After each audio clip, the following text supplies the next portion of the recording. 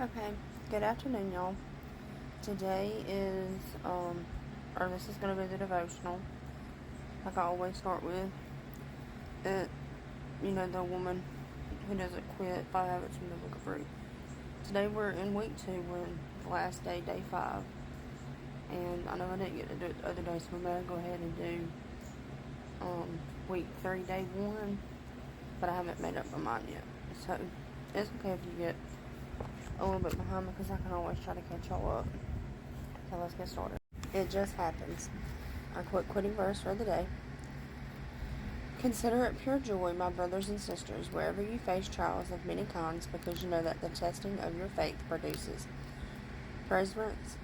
Let perseverance finish its work, so that you may be mature and complete, not lacking anything. James 1, 2, and 4. Our fixer-upper farm is surrounded by about 90 acres of farming fields. The first summer we moved in, I noticed they had planted corn in the fields. I had no idea what the process for corn really looked like, but I found out that it was fairly simple. Put the seed in the ground, grow the corn, harvest the corn. The harvesting for the more than 90 acres of corn took about a day. I was so excited this last summer when I realized they had planted wheat in the fields, because here I was studying Ruth. In this wheat field, she was in with Boaz, and understanding what it was like for her to glean wheat. The day the farmers began to harvest the wheat, I was pumped.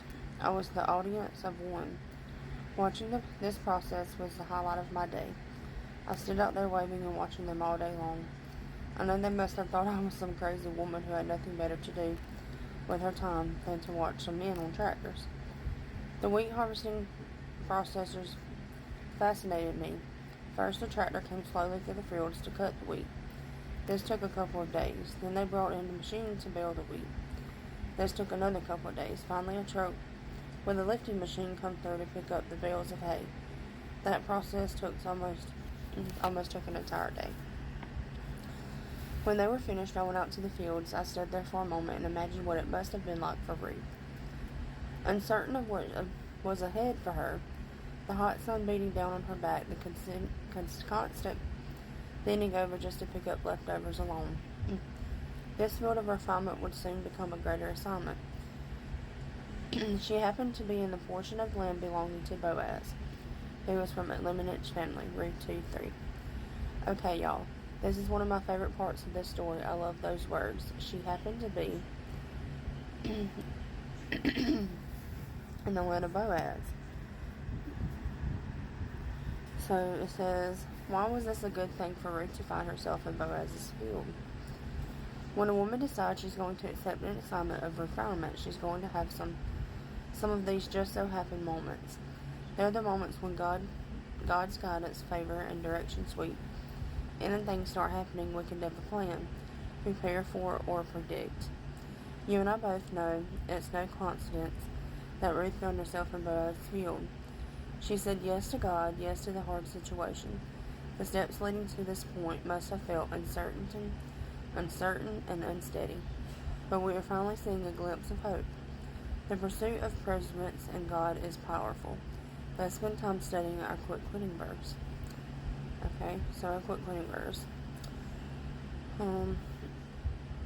I'll just reread it again because it's got blanks where you can fill it in. Consider it pure joy, my brothers and sisters, wherever you face trials of many kinds, because you know that the testing of your faith produces perseverance.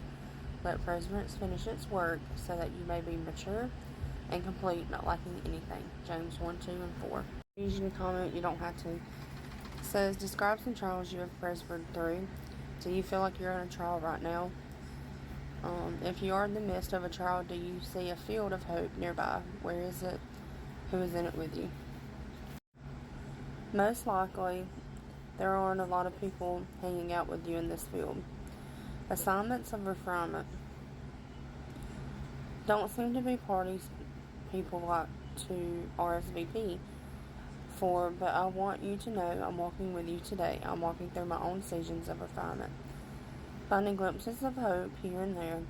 We'll just stay behind Ruth and keep looking for what we can glean from her. Don't give up on this process yet. It's just starting to get good. Our first habit of the woman who doesn't quit is Ruth. Habit 1, she accepts the assignment of refinement using our quit quitting verbs strategy. So let's look back at this week and see all the places where the assignment of refinement came into this story and our own. What are my assignments of refinement right now? How is God trying to improve my character? Are there any areas where I'm resisting this process? Understand the word. Who was the new character we were introduced to this week? Again, you don't have to answer. You can if you want to. What harvest season was going on with Ruth and Naomi arrived in Bethlehem? And which of the quick quitting verses spoke to you the most this week and why? Turn something around. Think of an area of your life where you have resisted refinement. It could be with your health, your dreams, your job, or relationship. Write down a few possible areas in which God could be taking you through a season of refinement.